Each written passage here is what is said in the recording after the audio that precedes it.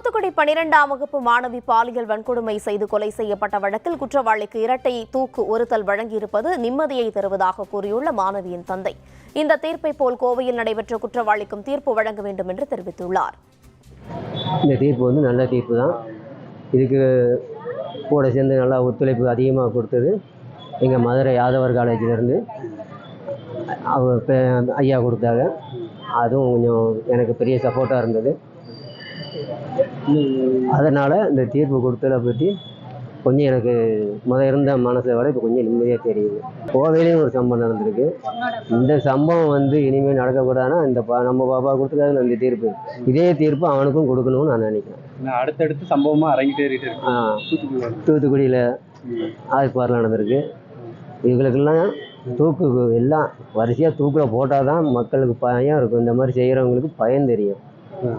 இல்லைன்னா நம்ம குழந்தைய வளர்த்து இவங்க கையில் கொடுத்துட்டு போக வேண்டியதான்.